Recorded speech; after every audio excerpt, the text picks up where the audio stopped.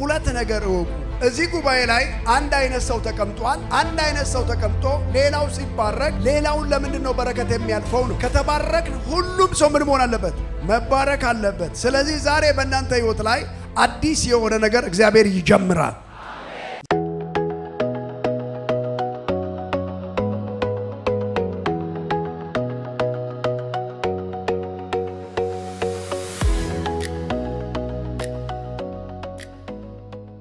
ዘፍጥረት ምዕራፍ 49 በጌታ በኢየሱስ ስም ከአንድ ጀምሮ አነበዋለሁ። ያዕቆብም ልጆቹን ጠርቶ እንደዚህ አለ፣ በኋለኛው ዘመን የሚያገኛችሁን እንድነግራችሁ ተሰብሰቡ። ልክ እንደዚህ ምን በሉ? ተሰብሰቡ። አባታችሁ እስራኤልን ምን በሉ? አድምጡ። አንደኛው ነገር ማድመጥ። ምክንያቱም እምነት የሚመጣው ከየት ነው? መስማት ነው።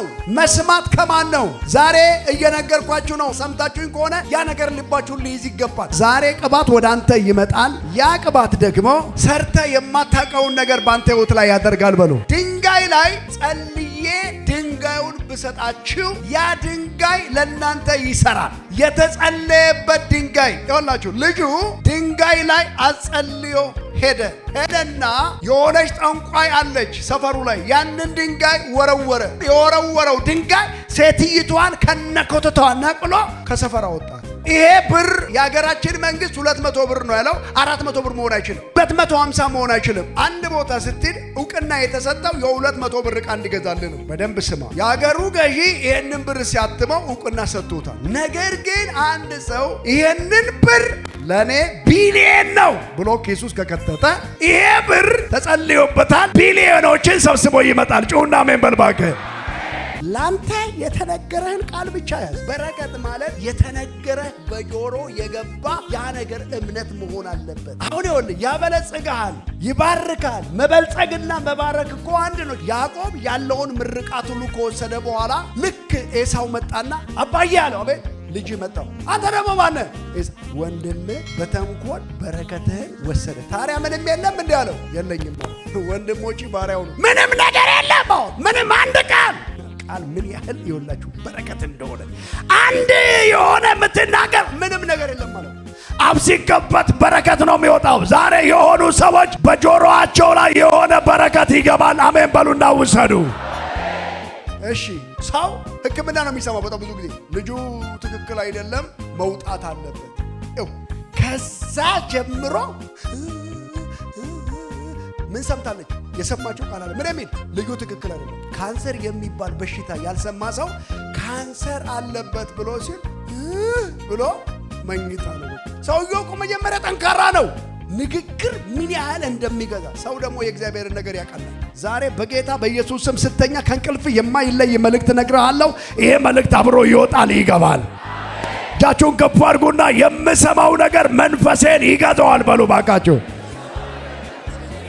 ዛሬ ምንድነው መስማት የምትፈልጉት? በኋለኛው ዘመን የማገኛችሁን ምን እላችሁ ዘንድ እነግራችኋለሁ አለ። ዛሬ ነው ያለው። መቼ? በኋለኛው ዘመን የሚያገኛችሁን ዛሬ እነግራችኋለሁ። በኋለኛው ዘመን የሚያገኛችሁ የሆነ አይታችሁ የማታውቁት በረከት ወደ እናንተ ይመጣል። ይሄ ሰው ሲባርካቸው ኑና በኋለኛው ዘመን የሚያገኛችሁን ልንገራችሁ ብሎ ሲል ይሄ ሰው ለነሱ ምናቸው ነው? አባት ነው። ስልጣን ያለው አካል ነው። የፖሊስ አገልግሎትና የትራፊክ አገልግሎት አንድ አይደለም። ለምሳሌ ፖሊስ የሚለብሰው መለዮና ትራፊክ የሚለብሰው መለዮ አንድ ነው አይደለም። ተማሪ ማን ነው የሚፈራው? ትራፊክ አስተማሪ ነው የሚፈራው። ስለዚህ እያንዳንዳችን ስራችን የተለያየ ነው። ምን ለማለት ፈልጌ ነው? ይሄ አባት ልጆቹን ጠርቶ ሰብስቦ በኋለኛው ዘመን የሚያገኛችሁን ልንገራችሁ ብሎ ሲል በእያንዳንዱ ህይወት ላይ ሆነ። ሮቤል አንተ ምንድነህ? ወላዋይነ ለአንተ ምን አይገባም? አለቅነት አይገባም ሆነበት። ይሁዳ አለው፣ ዮሴፍ አለው። በእያንዳንዱ በ12ቱ ልጆቹ ላይ የተናገረው ተፈጠረ። ዛሬ እኔ አንድ ነገር እነግራችኋለሁ። ይሄ ነገር በህይወታችሁ ላይ ይፈጸማል። ይኸውላችሁ አንዳንዶቻችሁ ላይ አይታችሁ የማታውቁት ታምራት ይሆንባችኋል። አንዳንዳችሁ ላይ ጀምራችሁ የማታውቁትን አዲስ ነገር ትጀምራላችሁ። አንዳንዶቻችሁ ላይ በእጃችሁ አዳዲስ ነገር መግባት ይጀምራል። አንዳንዶቻችሁ ላይ አዲስ ምዕራፍ እግዚአብሔር ይከፍትላችኋል። ለአንድ ሰው ያዙትና የተነገረብህ ቃል በሕይወት ላይ ታምራት ያደርጋል በሉ ባካችሁ። ስልጣን ያለው አካል የሆነ ሰው እናንተን ሊባርካችሁ ነው። ወደዚህ ቤተክርስቲያን ስትመጡ እዚህ ቦታ ላይ እግዚአብሔር እኔን ሲያስቀምጠኝ ሊባርካችሁም ጭምር እንደሆነ አስቡ። ሙሴ በኢያሱ ላይ እጁን አስቀመጠ የሚለው ሲያስቀምጥ ምን ሆነ ነው የሚለው? የጥበብን መንፈስ ተሞላ ይላል። ዘፍጥረት ምዕራፍ 48 ላይ ቁጥር 1 ላይ እንደዚህ ይላል፣ ከዚህ ነገር በኋላ እንዲህ ሆነ፣ እነሆ አባትህ ታሟል ብለው ለዮሴፍ ነገሩት። እርሱም ሁለቱን ልጆቹ ምናሴና ኤፍሬምን ይዞ ሄደ። ለያዕቆብ እነሆ ልጁን ሁለቱን ልጆች ወደ ማን ይዞ መጣ? ወደ አባቱ ይዞ መጣና እንደዚህ አለ። እንደዚህ የሚል ቃል አለ፣ ዮሴፍ መጥቷል ብለው ነገሩት። እስራኤልም ተጠነካከረ፣ በአልጋም ላይ ተቀምጦ። ያዕቆብም ዮሴፍን አለ፣ ሁሉን የሚችል አምላክ በከነዓን ምድር በሎዛ ተገለጠልኝ፣ ባረከኝም አለ። እግዚአብሔር ዛሬ ይባርካችኋል። እንዲህም አለኝ፣ እኔ ፍሬያማ አደርግሃለሁ። ማን ነው ይህንን ቃል ዛሬ እየሰማ ያለ? ባካችሁ ለአንድ ሰው እግዚአብሔር ፍሬያማ ያደርግሻል፣ ፍሬያማ ያደርግሃል በሉት። አንደኛ ምን ያደርግሃል አለው? ፍሬያማ አደርግሃለሁ። ሁለተኛ አበዛሃለሁ አለ። የሆነውን ሰው እግዚአብሔር ፍሬያማ ያደርገዋል። የሆነውን ሰው እግዚአብሔር ያበዛዋል። እስካችሁን ከፍ አድርጉና በጌታ በኢየሱስ ስም እግዚአብሔር ያበዛኛል፣ እግዚአብሔር ይባርከኛል በሉ። ስለዚህ ከዛ በኋላ ምንድነው አለ? እንዲህም አለኝ፣ እነሆ ምን አለ? ፍሬያማ አደርግሃለሁ፣ አበዛሃለሁ። መብዛት የሚፈልግ ሰው አለ? እስኪ መብዛት የሚፈልግ ሰው መብዛት ትፈልጋለህ? ይሄ ዘይት ዛሬ በጭንቅላት ላይ በኢየሱስ ስም ተቀምጦ ማብዛዛት ያደርግልህ። መደመር አይደለም፣ እግዚአብሔር ያብዛ። ጩና አሜን በል እባክህ። ለአንድ ሰው ያዘውና እግዚአብሔር ያበዛሃል በለው። ሶስት ነገር አለው። አንደኛ እግዚአብሔር ሲባርከኝ አለ በፍሬያማ አደርግሃለሁ፣ አበዛሃለሁ፣ ለብዙ ሕዝብ ጉባኤ አደርግሃለሁ። ፍሬያማ አደርግሃለሁ ማለት ምን ማለት? በልጅ ፍሬያማ ትሆናለህ፣ በንግድ ፍሬያማ ትሆናለህ፣ በጤንነት ፍሬያማ ትሆናለህ፣ የሆነ ነገር ጀምረህ ፍሬያማ ትሆናለህ፣ የሆነ ነገር አስበህ ፍሬያማ ትሆናለህ። እኔ ዛሬ ማን ነው ፍሬያማ ሆናለሁ የሚል ሰው ጮኸ አሜን ይበል። ፍሬያማ ማለት የሰው ነገር ጀምረህ የራስህን ነገር ትይዛለህ። ፍሬያማ ማለት አግብተህ ልጆች በፍሬ ትወልዳለህ፣ ታስተምራለህ፣ ልጆችን ለአገር ለመንግስት ትሾማለህ። አንተ ሰው ግድ የለህም። ዛሬ ጩና ፍሬያማ እሆናለሁ በል እባክህ። ይኸውላችሁ እዚህ ጋር በኋለኛው ዘመን የሚያገኛችሁን ልንገራችሁ ብሎ ካለ በኋላ በዮሴፍ ላይ የተናገረው ነገር አያቶቹን አልመረቀም። የማንን አያት ነው የመረቀው ብለህ ካልክ የዮሴፍን አያት ልጆች ነው የመረቀው። ዛሬ እኮ እኔ ልባርካችሁ ፈልጋለሁ። በዚህ ሶስት ቃል ልባርካችሁ ነው የጠራኋችሁ በጌታ በኢየሱስ ስም። የተገለጠልኝ አምላክ ዛሬ ይህንን በረከት በእናንተ ላይ ያደርጋል። እጃችሁን ከፍ አድርጉና ፍሬያማ እሆናለሁ ወሰድኩት በሉና የቆማችሁ ተቀመጡ። አሜን ተቀመጡ። ባረከኝ። በምን? በፍሬ ባረከኝ። እስኪ በሉ። ይሄ እምነት ነው። ከዚህ በኋላ ጭንገፋ አይሰራም። ኧረ ግድ የለህም። ጮክ በልና አሜን በል እባክህ። እስኪ እጃችሁን ከፍ አድርጉና ከዚህ በኋላ በእኔ ህይወት ላይ ጭንገፋ አይሰራም በሉ። ከዛሬ ጀምሮ እግዚአብሔር ፍሬያማ ያደርገናል። እስኪ ባካችሁ እጃችሁን ከፍ አድርጉና በዚህ ዘይት ላይ ዛሬ የሚመጣው ቅባት ፍሬያማ የሚያደርግ ነው በሉ።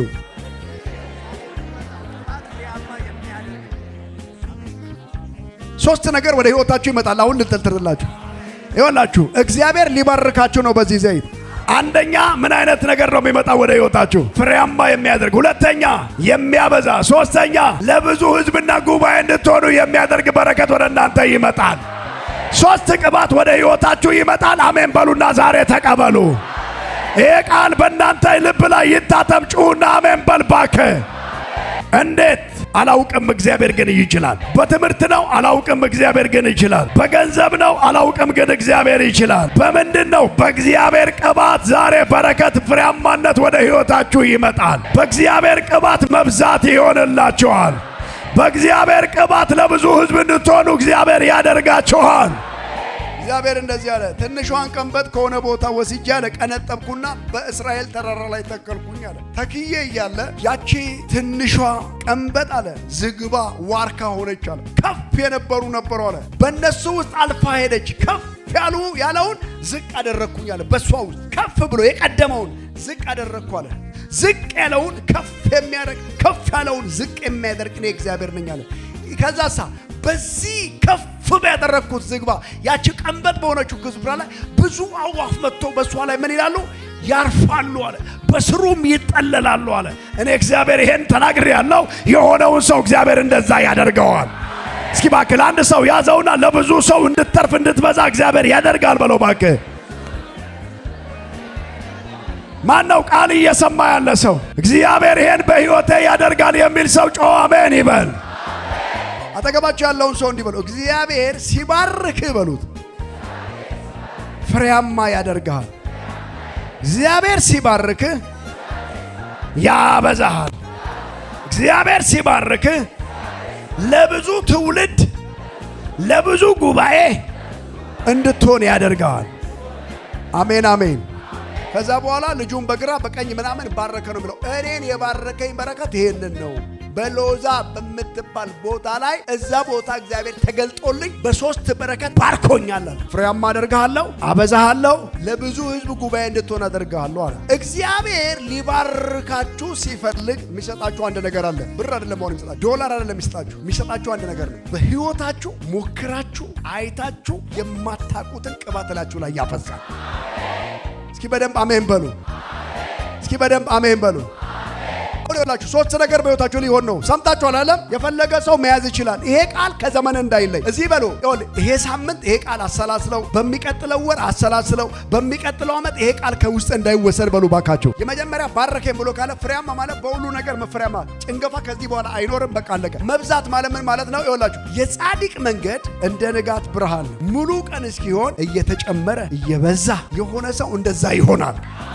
ዘፍጥረት ምዕራፍ 26 ላይ መጣና እግዚአብሔር እንደዚህ አለው ለይስሐቅ አባት፣ ምክንያቱም በአባቱ ዘመን ራብ ነበረ፣ በሱ ዘመንም ራብ ሲሆን ወደ ግብጽ ምን አትበል አትውረድ፣ እኔ በምልህ ምድር ምን በል ተቀመጥ አለው። አጠገብ ያለውን ሰው እግዚአብሔር በምልህ ቦታ ተቀመጥ፣ ታርፋለህ፣ ትበዛለህ በለው።